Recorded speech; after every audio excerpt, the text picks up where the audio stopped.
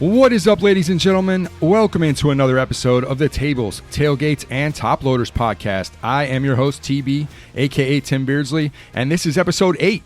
So thank you all so very much for stopping in and checking out the 3 Ts. So much to get to today, so much wrestling to talk about over the weekend. Don't want to waste any time. I want to dive right in and start with the Bills fans. Mafia members, you are on the clock. How are we feeling? I want to get to you and the Top Loaders portions first before we do a deep dive into the world of professional wrestling. But Bills fans, James Cook, have you seen that he cracked the top 100 of the top NFL players moving into the 2025 season? He came in at number 89, and this is his first trip on the list. So how does this affect his contract negotiations? We shall see what happens. But number 89, how are we feeling about that? Last year, if you remember the 2024 top 100 list, the Bills only had 2 players crack the top 100. They had Deion Dawkins, obviously left tackle extraordinaire, guarding JA-17, guarding his left side there. He came in all the way at number 96, and then Josh Allen made his entry into the list all the way up at number 12. I think JA is going to be much higher. He should be at least in the top 5, if not top 3. Deion is going to be on there, and then obviously James Cook cracked the list at 89, but who else we think is going to make this list? I think we have a shot at probably 5 players. Obviously, you have James Cook, Josh Allen, Deion Dawkins. Maybe Spencer Brown makes the list. He had a hell of a year coming in there at the right tackle position. And then maybe we see Christian Benford crack the top 100.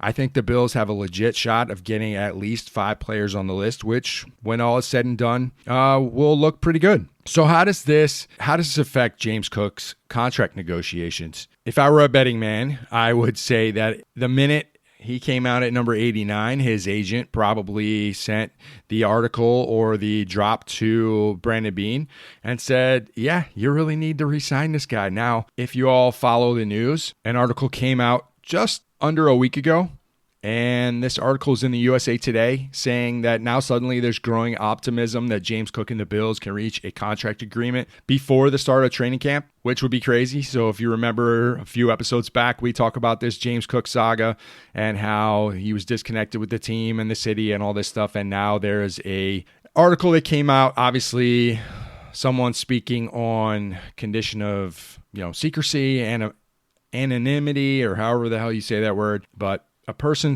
allegedly familiar with the situation told USA Today that both sides are motivated to get a deal done and that they have been in talks since he showed up at mandatory minicamp. I said as soon as he showed up to minicamp that he's not going to be holding out to training camp. That just doesn't make any sense. Training camp is getting ready to start here in just over another week, July 22nd. And he didn't skip minicamp because he basically said, I don't want to get fined because I like my money too much. Now we have this article coming out saying that they're in negotiation, and it wouldn't surprise me. So where do we want to see that contract land? He was asking for 15. We talked about that before. I said 15 is an absolute ridiculous number, and there's no way that anyone should be paying James Cook $15 million because only 3 running backs in the whole league are making that much money. And he's not the bell cow. He is not the guy that's going to be playing 90 to 95% of the snaps. He is part of a committee, whether we like that or not. I'm not saying he's not good, but the other guys on the team, Ray Davis, Ty Johnson, they have roles. They have very specific roles, and they do different things. James Cook is not the guy you want in there to pass block for Josh Allen. He's just not. That's not the type of player he is. He is an electric, awesome player to have on the field, and he's probably one of the 2 to 3 players that at any time could take it the distance and score a touchdown. But he's not the guy that you want. If the defense is throwing an all-out blitz at Allen, he's not the one you want back there protecting him. So where would we be comfortable with this contract landing? Maybe 10, 11 million. I think I'd be okay with that. Is he going to be okay with that? Now that he's cracked the top 100 NFL list at 89, is this giving him more ammunition for that fire? I don't think it's going to bother Brandon Beane one bit. I am encouraged that they are actually talking. I would like to see a deal get done. But at the end of the day, I don't want the Bills to spend crazy money on a long-term running back investment. I just don't think it's a smart way to run your football team, but we shall see. The way they are slow rolling this top 100 list this year, they put out a couple players here and there, and we're going to work our way all the way to the top. But it should be interesting to see where Allen comes in. I would hope that after an MVP season, and he just keeps getting better and better, I would hope that, number one, he makes the top 5 at least, and number 2, he is not on that most overrated player in the NFL award list this year, because that was an absolute joke. I love how he took that, used it as fuel, and then basically laughed in everyone's face all the way to the MVP. But anyway, so speaking of Josh Allen, I don't know if you all saw this. The news came out a few days ago that he has listed his California home. He has put it on the market after getting married to Haley Steinfeld. And we're going to dive right into the If Money Were No Object buy of the week, because here's what we're doing. I saved everyone a ton of money the last couple episodes. I bought some low-end hobby boxes. I think last week I bought the Upper Deck Scooby-Doo hobby box for the low price of I don't remember what it was, $125. Well, that's because I was saving it all for this. $8.5 million. Josh Allen's California home has just hit the market, and he originally bought it for 7.2. Obviously, he might have made some improvements here and there, but now that sucker is all the way up to $8.5 million.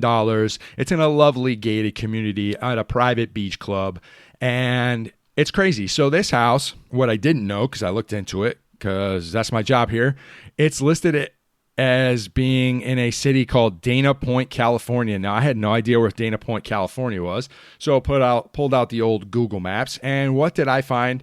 I was actually less than 15 minutes from Josh Allen's house in November of 2024. My wife actually works for a company whose headquarters is in Aliso Viejo, California.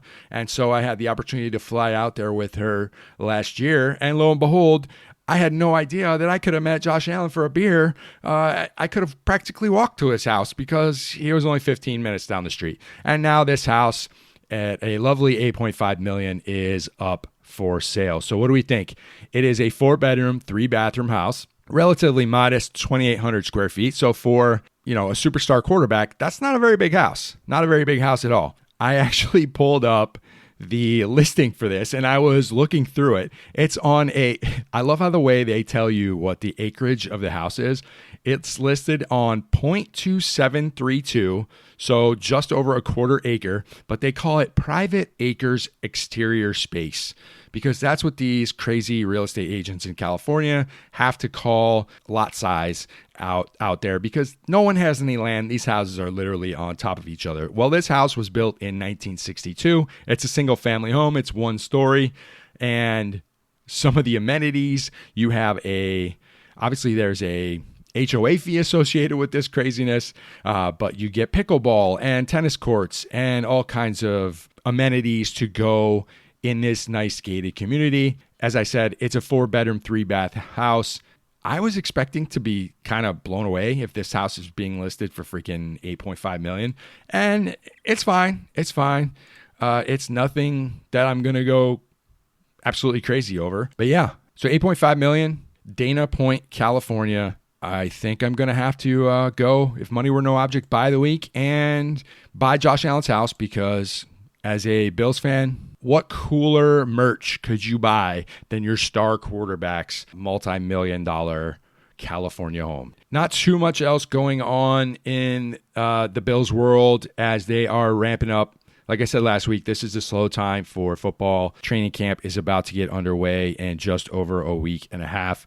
And we shall see. We're going to do probably a deep dive into the schedule and really look at things and start breaking down the team and positions and what we're worried about moving forward in future episodes. But I thought I would just hit you with the James Cook story and the Josh Allen's house being up for sale and see who else wants to go in with me. Maybe we can get a GoFundMe or pull together some Bills Mafia funds and make this purchase. So, trading card enthusiasts, sports cards enthusiasts, how are we feeling? Lots of stuff going on in the world of sports cards. I did see a couple articles that I wanted to talk about. There was a small card shop in Massachusetts called First Edition Collectibles, And what happened to this shop, unfortunately, last Tuesday, it got broken into. And in under 30 seconds, some clown stole a bunch of Pokemon cards valued at roughly $115,000. So he came in, smashed through the door, opened some cases, and took a bunch of stuff in under 30 seconds and came out with a whole bunch of high-end Pokemon cards from this small shop about, I don't know, an hour or so outside of Boston, maybe a little less than that. But it's crazy. When this stuff happens, you know, you got a local mom and pop that are just trying to make a living. And he came out and said that he believes it was premeditated. He thinks that this guy knew exactly what he was going for because he was in and out in about 30 seconds. And he believes that the person responsible also knew the building well because they cut the lock off the gate and got in through the back door with no direct street access. So they think they know, or they think they believe that this person had been in the store. So now they're going back and watching old video and trying to figure out, you know, what's going on. But this store's only been open a couple years, and now this clown has, hopefully they had insurance. But yeah, it was a pretty good list of cards. I think what they said was about 5 to 7 rare Pokemon cards. Most of them are graded, if not all of them. And he took a few vintage boxes. So 5 to 7 cards in a few boxes, and it's totaling almost $115,000. That's crazy. Absolute crazy. I know one was a BGS 8.5 Crystal Charizard and some other high-end Pokemon stuff. So I don't know a ton about Pokemon, but for him to steal 5 to 7 cards and some vintage boxes and it be worth that much money, we're talking crazy stuff. He said one of them is considered, quote, the crown jewel of the entire Pokemon collection, the first edition based set Charizard. So hopefully they could track this clown down. These are pretty rare cards, so if they're trying to move them, I mean, that's the thing. You steal like high-end trading cards, you steal stuff like that with, you know, that's serialized or that there's not very many of in the world, sooner or later you're going to get caught because there's really not too many places that you can move this stuff without somebody asking questions. So hopefully trading card community, we can come together, help this shop out.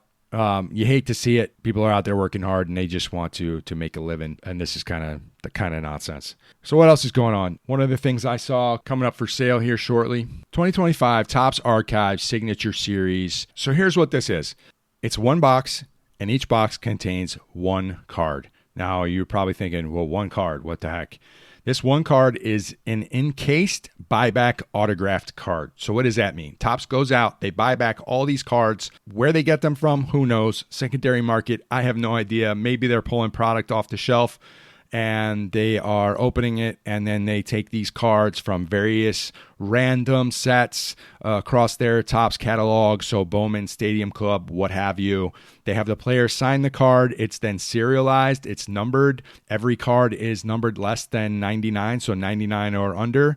It is then sealed and put in a case, and it's also stamped with a gold foil logo saying that this product is now part of this signature archive series. So this year, the stamp is going to say Topps Archive Signature, Certified Autograph 2025, and then they put a number on it. There's no checklist per se, but what they do tell you is the players who are autographing for the product. And this year for 2025, there are 128 players. Now, the price of this box for one card, one auto, numbered 99 or less, the price is, at the time, pre-sale was $79.99.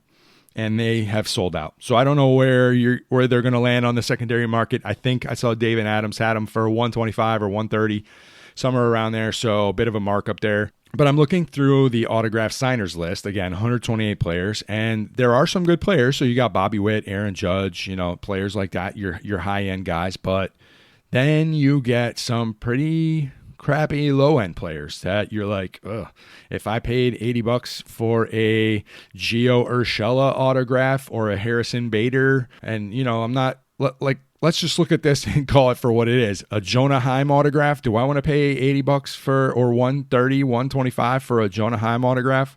Lane Thomas. Now, Lane Train, back in the day, he was fast, right? But he's been trash since the last, I don't know, two and a half years. I would be disappointed if I spent $100 on a Lane Thomas autograph. Nate Eovaldi, he's all right. Nathaniel Lowe, anyone want a Nathaniel Lowe autograph? How about a Oswald Peraza autograph. Patrick Bailey, anyone? I mean, I'm going through the list. Now, you hit a PCA, a Pete Crow Armstrong, or a Pete Alonso, or a Paul Skeens. Oh, heck yeah, you're making bank. But, if you're pulling a Sal Frelick or a Sean Murphy auto, yikes. So, I don't know. I don't know how I feel about this. I have purchased these cards off eBay. One of the players IPC is Royce Lewis from the Minnesota Twins, but I did purchase a 2023 Topps Archive Signature Series Royce Lewis card. This was a Bowman card of his from the 2019 set. So you had a 2019 Bowman, it's signed, and it was serialized 34 out of 99. And I think I paid under $20 for this card. So, and again, it comes in a magnet case, and Topps puts a seal over the top of it. So pretty cool. It's on card. It looks nice. But yeah, maybe wait. And you could find these on the secondary market for pretty decent. Now, obviously, you're not going to get your high-end guys for less than retail. If you're chasing specific players that aren't the top of the top, you're not trying to get PCA, Paul Skeens, what have you. I think you could do well waiting. But, if you can find them for 80 and you're feeling a little lucky, sure, roll the dice. So what else we want to talk about in the card market?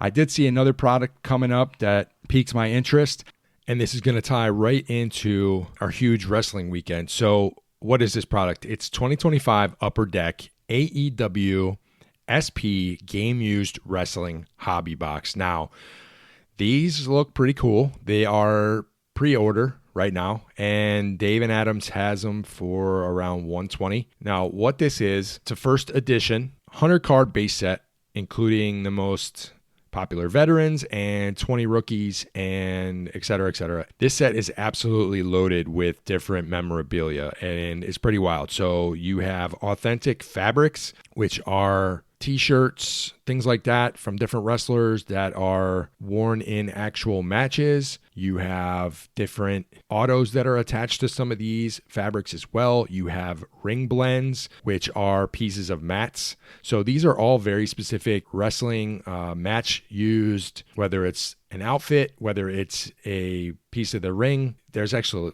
turnbuckles that they have in here. There's pieces of different weapons. It's kind of crazy.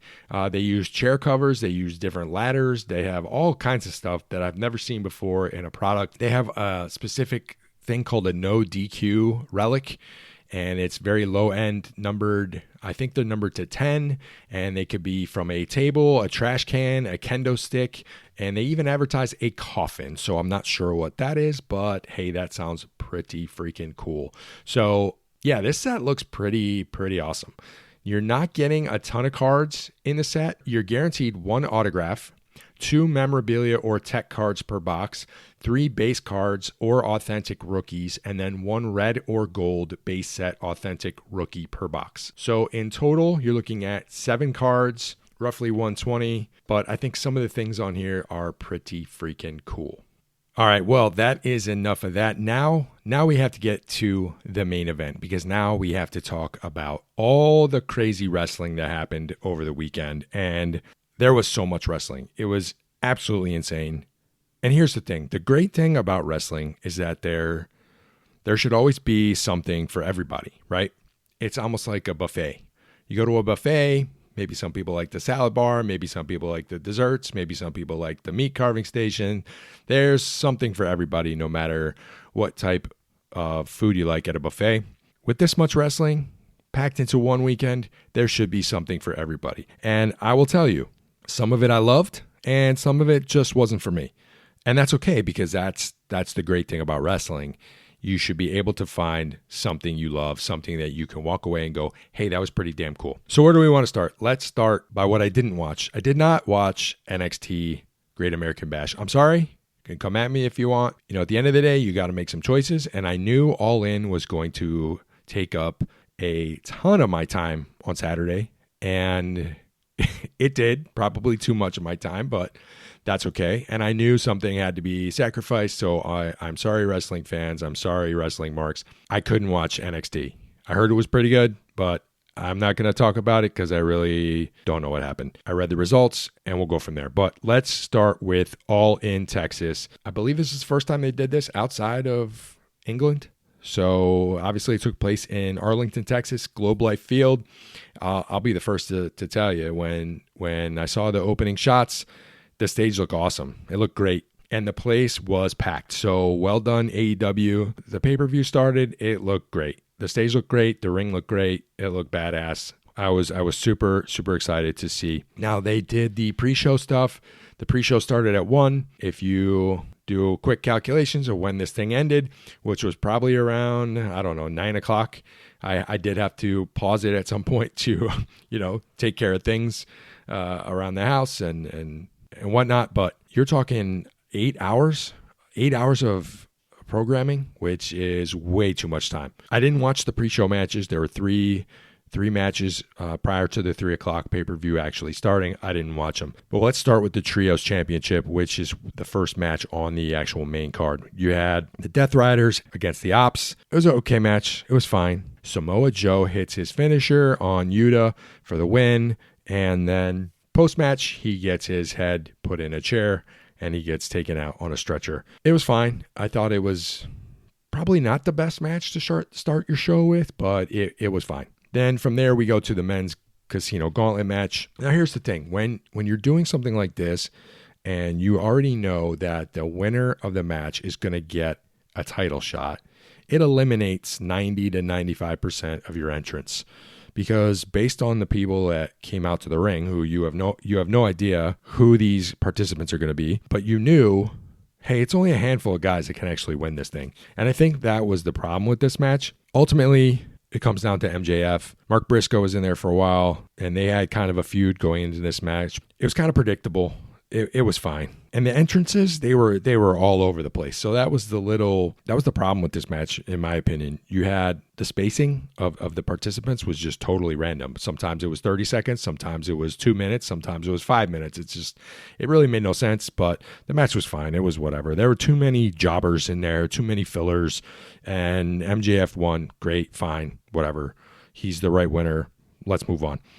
Then from there, you go to Adam Cole coming down to the ring. You learned earlier that the match between him and Kyle Fletcher wasn't going to take place and that he actually had to relinquish his TNT title.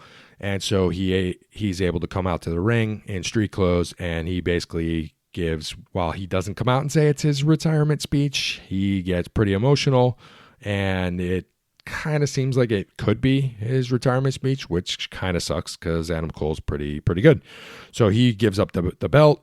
He says he's not medically cleared, and everybody, you hope for the best for Adam Cole. Obviously, O'Reilly, Roderick Strong come out, and they're all hugging in the ring, and they're all crying. So something's really not good. But then we have this fatal four-way match, and it's for the TNT title. And I got to tell you, Dustin Rhodes winning this thing. So you had Daniel Garcia, Sammy Guevara, Dustin Rhodes, Kyle Fletcher. Everyone was assuming Kyle Fletcher's going to win this, and then the match was just, I don't know. It was all right. It was fine. But then Dustin Rhodes wins, and I guess they were going for this whole Texas hometown nostalgia thing, but it was whatever. I feel like he gets the 1, 2, 3, and everyone's kind of looking around like, is that really supposed to happen? Was he supposed to win this? And then all these people come out and celebrate, and I'm like, dude, this is the third match of the night, and we're going crazy over Dustin Rhodes winning a TNT title. I'm like, okay. And at this point, I check my watch when this match is over, and we're almost at 5 o'clock. We're almost 2 hours into this pay-per-view, and I feel like nothing of significance has happened yet. So AEW has a significant problem with pacing these pay-per-views out. I watched the last one. The last pay-per-view was Double or Nothing, and I talked about it before on here that pay-per-view was awesome, but it was still too long, but that pay-per-view was awesome. The matches were really good. They probably could have cut a couple matches, but it was good stuff. Here, you're 2 hours in, and I feel like the show hasn't even started yet. Anyway, it's almost 5 o'clock, and we finally get, in my opinion, the start of the pay-per-view. So here we have Will Ospreay, Swerve Strickland versus the Young Bucks. Now, Ospreay's entrance, kind of cool. He comes out with this Assassin's Creed thing going on. There's samurai. They're jumping around. There's lots of pyro. It's pretty cool. Swerve Strickland's next. Jojo Offerman, if you know one of my favorite, Bray Wyatt. This is his his wife, his girlfriend, whatever. I'm not sure if they were married, but it doesn't matter. She comes out and she starts singing, and she sings essentially Swerve Strickland to the ring. Pretty cool. And then the Young Bucks come out, and in pure bad guy fashion, they are in a boat, and this boat is slowly making its way down various parts of the arena, and the announcer is giving this long, drawn-out speech, basically pissing everybody off about how great the Young Bucks are. So it was pretty funny. Clearly, they're doing it to annoy everyone, which is exactly what their job is. It was really cool. Anyway, this match gets going, and this match is a banger. Now, I've seen a lot of negativity about this match online because people were saying that there's this one section of the match where the four of them are literally, it's like watching a video game. I don't know how they did this sequence, but it's back and forth. It's move after move, and people are bitching because they're saying that the guys in the match, all four of them, are essentially no-selling each other's moves. Yes, you could look at it that way, that for this 30, 45-second stretch of the match, they are no-selling. However, you could also look at it as, holy cow, the things that these guys are doing in such rapid sequence is absolutely freaking amazing, and maybe we should just watch it and enjoy it instead of complaining about everything. But I thought this was one of the best matches of the night. Crazy sequence. The crowd at this point of the 2-hour program maybe they had been there since 1, so now we're at the 4-hour section of the program, but they finally start to wake up. The match gets going, and it's just the last 10 minutes of this thing are just pure fire. It was a banger. Great match. You have the combo move, the combo finisher. Swerve and Ospreay do their house call / hidden blade finishers at the same time, and they get the win, and the Young Bucks lose their EVP title. So well done. That was an awesome match. Well done. Next, we move on to the women's gauntlet match.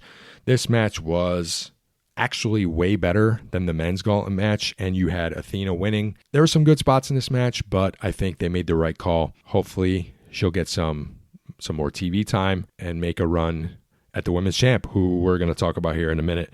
But yeah, women's gauntlet match, in my opinion, it was much better than the men's.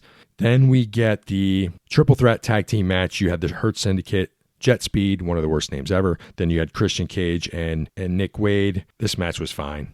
It was fine. I don't know whether I was getting tired at this point or whatever the case may be, but it was a good match. It was just fine. It wasn't great. I really like the Hurt Syndicate, but yeah, I don't know. I feel like I've seen this over and over again. Anyway, the match is over, and lo and behold, Wade turns on Christian Cage post-match, and you hear the greatest theme song in wrestling from Altered Bridge, which is Edge's music, a.k.a. Adam Copeland, a.k.a. Cope. I hate that freaking name, but here comes Copeland, Adam Copeland, Cope, whatever the hell you want to call him. He makes his triumphant return. Obviously, he was put on the shelf a few months back by FTR, and now here he is to save the day. But he did the thing. He did the thing that Penta did a couple weeks ago that really ticked me off. His music hits, and then he's at the top of the ramp, and instead of running down to make the save, he's doing his dance off, and he's doing his poses, and he's playing to the crowd. And I'm like, this makes no sense. If you're supposed to be a good guy and supposed to be here helping your buddy,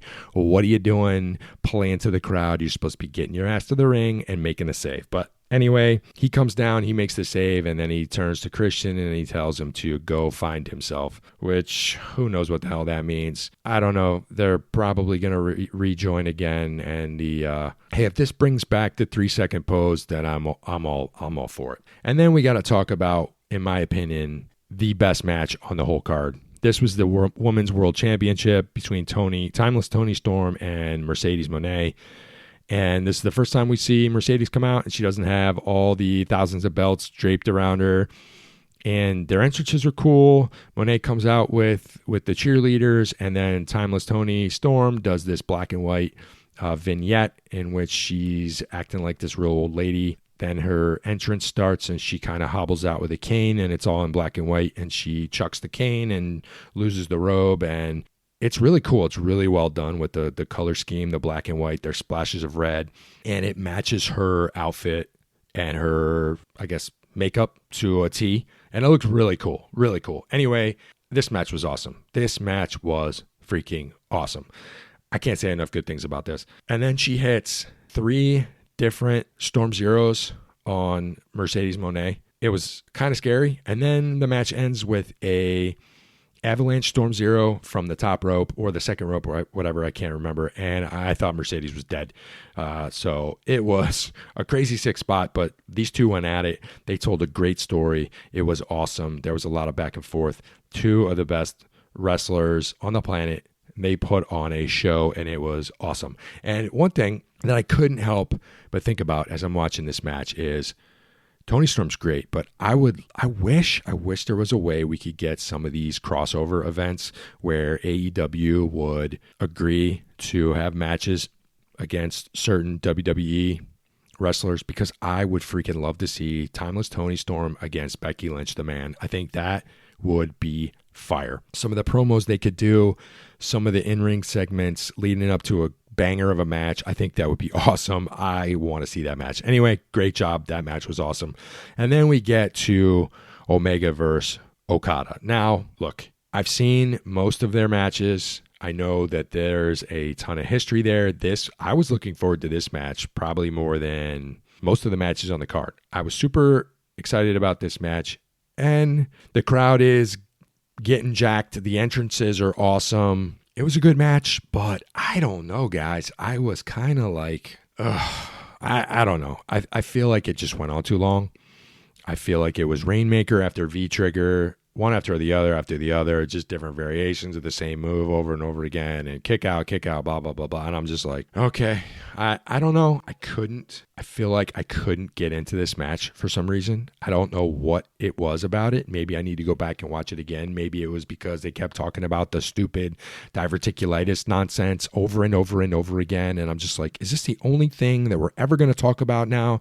Every time Kenny Omega gets into a wrestling match, anytime he's in the ring, this is all we want to talk about is his stupid diverticulitis. Like, I don't care. I just want to see these guys beat the hell out of each other and have a good match. Can we not make this the focal point for 35, 40 minutes? Maybe it's just me. I get it. Every match tells a different story. I'm just sick and tired of hearing that story. But anyway, they did bring Jim Ross out to join the announce team, which was nice. It's nice to see JR back in the table. That was great. And then finally, we have the main event. This is the match that we've been waiting for seems like forever. We have Hangman Adam Page versus Jon Moxley, Texas Death Match for the title. And I'll be honest with you. So Hangman, his entrance, they had a guitar player and a professional whistler. Is that right? So this lady starts whistling his theme, and all I can picture in my head as he's coming out was the Muppet movie, where if you remember this movie, there's a scene where the main Muppet, Walter, not to be confused with Gunther, but Walter the Muppet, and they're trying to save the Muppet Theater, he finally gets his big shot to perform, and he whistles as his performance. And that's all I could think about as Hangman is being whistled to the ring. But anyway, I digress. So within 2 minutes of the match starting, we visibly see Hangman take a fork to Moxley's head, and it's like you're watching a one man practically stab another man in the head because the cuts are opening up and the blood is flowing, and it's like I said earlier at the beginning, like it's a buffet, right? And there's something for everybody. The beginning of this match was maybe not for me. I get it. There's different stuff for everybody, but yeah, they beat the absolute hell out of each other. There were forks, there were broken glasses, there were chair spots all over the place. There was barbed wire and tables, violence galore, and it was pretty good. And then at the end, we get even more schmoz fest with all these people. We had the return of Bryan Danielson. We had the return of the Mountain Man, Darby Allin, who had probably one of the most slow descents into the stadium. It was so weird. They do this voiceover of him showing him on the mountains when he was doing his mountain climbing nonsense. And then all of a sudden you see the camera and he's suspended from the top of the arena and he's slowly rappelling down into the ring. And I got to tell you, he didn't really look that great. So I don't know whether Darby has not been hitting the gym or what the case may be, but hopefully maybe it was the camera angles. I don't know. It just seemed weird to me, but needless to say, a lot of craziness happening. It was pretty wild. And then Hangman literally hangs Moxley with this big chain that's thrown to him by Swerve Strickland, and all is right in the world. Mox taps out, and then you have a new champion. He opens the briefcase, and the heavens open. The angels are singing. Page finally gets his belt. All is right in the world. End of show. So, all in all, I thought it was a pretty good pay-per-view. However, way too long. Way too long. I mean, we're going on nearly 6 hours of the main show. Like I said, had the pay-per-view started at 5 and had gone 4 hours, if it had started with the Swerve, Ospreay, Young Bucks match and gone from there, it would have been a perfect pay-per-view. The first 3 matches were not good. They were just kind of whatever, and they took way too damn long, and so I think it just drugged the whole thing down. And like I said, I had to pause it and kind of come back during the day because there was just too much going on. But anyway, by the time it was over, it allowed me to roll right into Saturday night's main event, which I'm not too sure I was glad to watch because that was kind of a crap show. Again, something for everybody. Saturday night's main event was not for me at all. The whole Jelly Roll, Randy Orton thing, what are we doing? Now we've set up a SummerSlam match where Jelly Roll is Randy Orton's tag team partner. Are you kidding me? Randy, you're better off going to the ring by yourself because what are we doing with Jelly Roll? Jelly Roll is freaking everywhere. I can't stand when they do this. I know why they do this, and it's not lost on me that this is how WWF way back in the day got a lot of traction by crossing genres and bringing huge superstars from entertainment and music into the mix. I get it. Look, I'm not naive enough to know why they're doing this. It just, it wasn't for me. Jelly Roll is not one of my favorites. I don't need to see him on my television every week. The best part of this was him getting claymored by Drew McIntyre. That part was awesome. So I'm hoping that at SummerSlam, Randy Orton turns bad and we see him RKO Jelly Roll. That would be fantastic. Can't wait to see that. They're already calling this RK Roll, which is terrible. I hope he RK rolls his head off and it goes down MetLife Stadium steps. I don't know. Something crazy, but I don't want to see Jelly Roll. But it is what it is. They had Solo Sikoa versus Jimmy Uso. That match was fine. But of course, you had all the bloodline there. And X-Pac Diesel, a.k.a. Tala Tonga. And it's just ridiculous. Anyway, Jacob Fatu comes down and there's a big square off and everyone's fighting everybody. And yeah, I mean, we're going to draw the battle lines here soon. So we're going to have one team, old school, new school of the bloodlines. Here we go again. It's exactly what I thought it was. And then LA Knight versus Seth Rollins. And this sucks because it appears Rollins is legit hurt. There's a spot where he does some springboards off the second rope and he tweaks his knee. And all reports are that he's going to be out for quite some time. So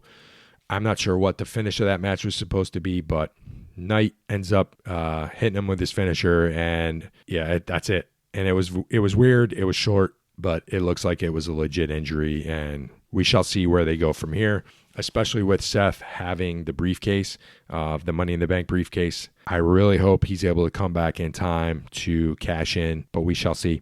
And then finally, we have the Goldberg of it all. Now, they had been showing promo package after promo package, video after video throughout this whole show, and it was just too much. And then the match starts. Obviously, they do the long Goldberg intro, his entrance. He's brought all sorts of people back from his career. They're in his entourage, and his son now is grown.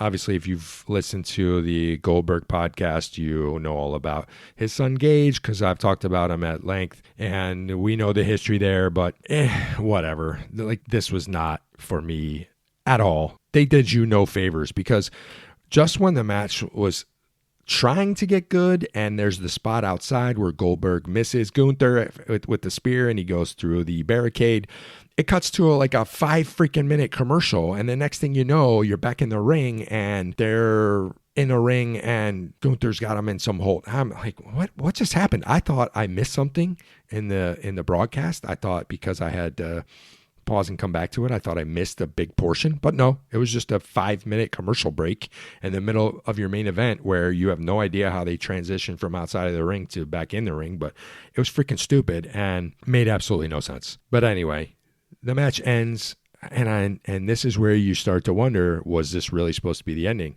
with the whole Seth Rollins injury thing? But Goldberg, he gets choked out in the middle of the ring, and that's it. People are saying, oh, this was his greatest match in some time. Well, okay, fantastic. Congratulations. And here's the funny thing. Then after the match, he's in the ring, and Michael Cole does the, oh, tell us about what you're feeling, blah, blah, blah, blah. And they hand Goldberg the microphone. He literally talks for 25 seconds, and the camera feed goes. And so the show's over. And he's... You see the footage, the fan footage from videos that people have taken, and he's talking for like 6 minutes. You spend your whole show talking about how this is Goldberg's last match. He has his match. He loses. He's trying to give his retirement speech, and you cut the footage. You cut the feed. I'm like, what are you doing? Come on, get it together. Oh, man, that was crazy. Saturday night's main event, it sucked. That one, definitely not for me. Which brings us to Sunday. Women's Evolution. Ladies, you crushed it. You crushed it. This pay-per-view from top to bottom was awesome. Far exceeded my expectations. I'll be the first to tell you that this was the best show of the weekend. From top to bottom, this was by far the best show of the weekend. It started out with an absolute banger. Triple threat IC title match. Bayley versus Lyra. Valkyria versus Becky Lynch, the man. These three absolutely set the stage for a freaking fantastic night of wrestling. They basically came out. They said, yeah, we know there's a ton of wrestling over the weekend, but we're going to start the show. We're going to start it on fire. And they basically said, top this. It was so much fun. All three of them are great. Lyra keeps getting better and better every time she's in the ring. The ending to this match was awesome. If you haven't seen it, Bayley hits the rose plant on Lyra. She goes for the pin, and then Becky does this thing I've never seen before. It's like this matrix spin where she's rolling over, grabbing Bayley, flipping her onto her shoulders for the pin, and it's 1, 2, 3. It's just awesome stuff. Awesome match. And again, just like the Toni Storm Mercedes match, I'm watching this match wishing that I could see Becky Lynch versus Toni Storm, because I think that match would be fire. Second match, JC Jane versus Jordan Grace. Before the match, you have Blake Monroe agreeing to be in her corner. I don't know a ton about the NXT, the roster, but the whole purpose of this match seemed to be a mechanism for Blake Monroe to turn heel, to do a real quick turn. I know she was Mariah May over at AEW. She recently came over. She went to the Performance Center, NXT, and now she's thrust into this storyline, and she's instantly a heel, which I think is a good thing for her. This match was fine. It was pretty good. I think Jordan Grace is pretty good. I'm not sold on JC Jane as your champ. I think she's all right, but I think what they're trying to do is make her like the weak heel champion, and who knows what's going to happen. But yeah, pretty good. Fatal 4-way tag match. This was pretty awesome. This was great. Lots of action. The first 5 minutes, obviously you have Roxanne Perez, Raquel Rodriguez against Kabuki Warriors. Then you have the team of Zarya and Sol Ruca from NXT, and then Charlotte Flair and Alexa Bliss in a crazy mix of superstars that they put together. First 5 minutes, it comes out pretty good, and then Flair gets the hot tag, and the place goes nuts. The place goes nuts. And I think this is what everyone was clamoring for. We don't want to see Flair automatically be handed the women's title. We don't want to see her in championship match after championship match. We want to see her do something different. And this is the perfect pairing. Put her with Alexa Bliss, who everyone loves, who's great. And I think these two can be a lot of fun. It can be great. And so this match was fast paced, lots of good stuff going on. At one point, Flair saves Bliss from a spear. Zarya ends up spearing Sol Ruca. Now, if you don't know Sol Ruca, now I don't know everybody, but if you can pull up YouTube videos of the Soul Snatcher, this is one of the craziest moves, craziest finishers you will see. She does this finisher on Charlotte Flair in this match, and it's just awesome. It's awesome. It's a crazy, crazy finisher. I don't know how she doesn't land on her head half the time, but it's pretty pretty great. And then finally, what have I been saying about Raquel Rodriguez?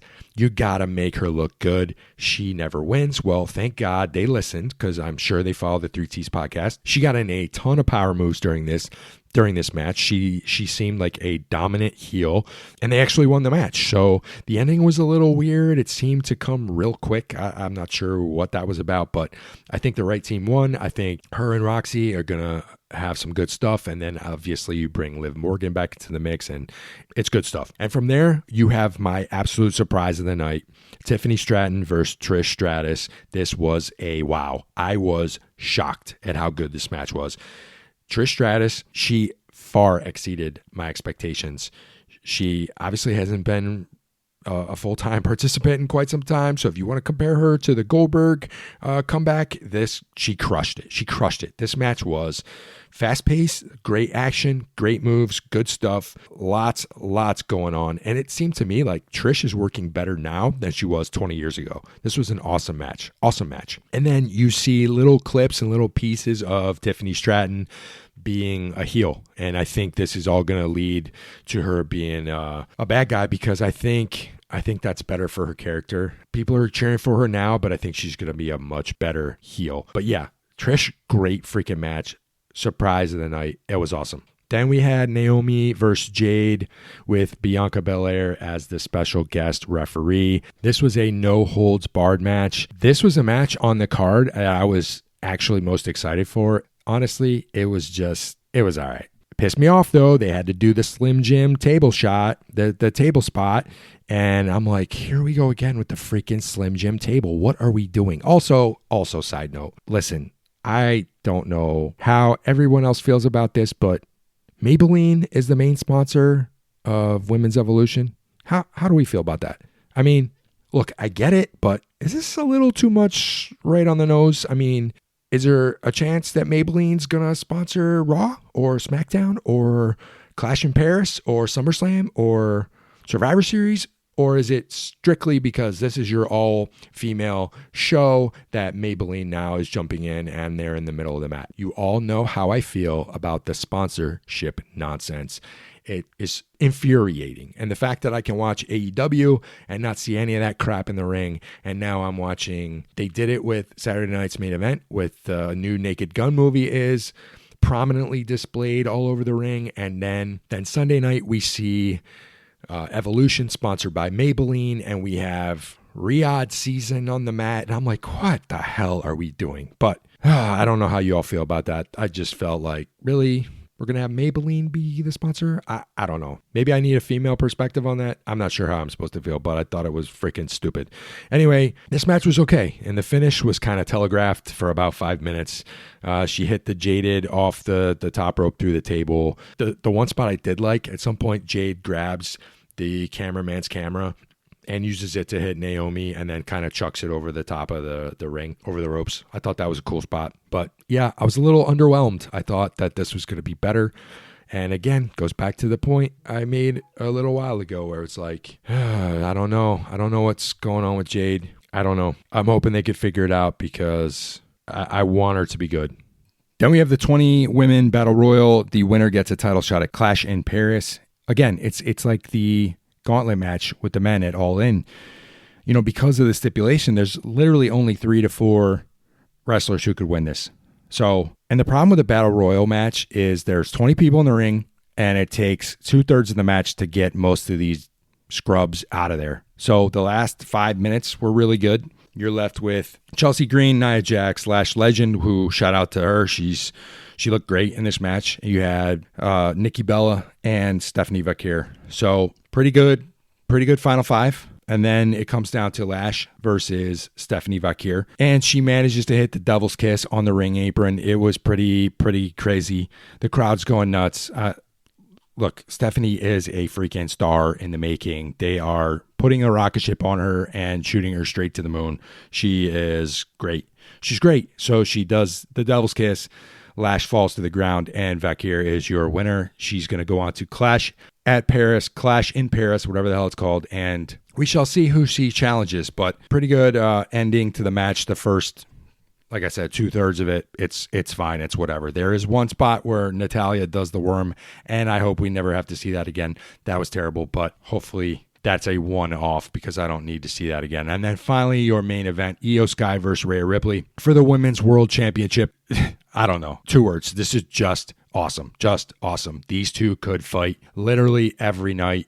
They are fan-freaking-tastic. I think these two, their styles, the way they wrestle each other, they bring out the absolute best in each other, and they complement each other so well, which is crazy because Rhea is a foot taller, if not more, and their styles are just so vastly different, but they duke it out for 25 minutes or so, and it's awesome, great wrestling. So many great spots. I cannot recommend this match enough. It was fantastic. And so at some point, the ref goes down. They decide to take the match outside the ring. They're wrestling all around the arena. There's a spot where Io jumps off some sound or some stage equipment and does like a splash on Rhea. It's a really cool spot. They work back into the ring. They're fighting in the corner. Io hits a moonsault. You think the match is over. Rhea kicks out. They're both down. And then you hear Naomi's music. She comes down with a busted nose. It looks like she's carrying the caution taped wrapped briefcase, and she cashes in right then and there. She smashes Io with the briefcase. Then she throws Rhea out of the ring. She hits the split-legged moonsault on Io, and 1, 2, 3, you have a new women's world champion, Naomi. It was awesome. I was watching this with such a smile on my face because a lot of people were complaining that the match shouldn't have ended like this, but it was perfect. It was perfect. I was so happy to see her win. The match was awesome, and this was great because everyone's thinking that Naomi's going to cash in on Tiffany Stratton at SummerSlam or whatever the case may be, cash in against Jade after she fights Stratton, something like that. This was perfect. It gets them separated, and Naomi now is on Monday Night Raw, and she has a whole new group of women that she can go up against. I think it's brilliant. It's brilliant. That match was awesome. And it was such a great ending to an awesome, awesome show. So my top 5 matches of the weekend, there's a tie at the top. It's between the Io Sky Rhea match and Toni Storm versus Mercedes. The women kicked so much ass. It was awesome. They destroyed it. So my hat's off to all the ladies. Y'all crushed it. Coming in at third, the Young Bucks versus Swerve and Ospreay. That match was great. And then right after that, it's the triple threat match to kick off Evolution. Your Lyra versus the Man versus Bayley. Awesome, awesome match. And then my 5th match of the weekend. Like I said, this match wasn't for everybody, but because there was so much at stake, because there was a schmaz of kind of chaos and craziness, and it was something you don't see every day, I'm going to go with Paige versus Mox, with Hangman being your new AEW champion. Great weekend of wrestling. I know this podcast has gone long, but I felt like I needed to talk about it all. And here we are. I'm recording this on Monday, and we're going to get ready to roll right into Monday Night Rollins without Rollins and see where we go from here. So, yeah, this train doesn't stop. It was a great weekend of wrestling. Like I said, there was something for everybody, and hopefully you all found something that you liked and enjoyed. But that's going to wrap up this episode of the 3Ts podcast. If you have enjoyed this episode or any episode of this podcast, please do me a favor. Share it with someone you know, whether they are a Bills Mafia member, a card collector, or someone who just loves the freaking squared circle and is a huge wrestling market. Doesn't matter. I'm trying to grow this one episode at a time. I can't thank you enough for sticking with me and listening. Hit that follow button. Leave a quick review wherever you podcast. Help me build this thing together. I appreciate you all very, very much. So until next time, whether it's ripping packs, breaking tables, or dropping elbows, keep doing what you love. And as always, go Bills.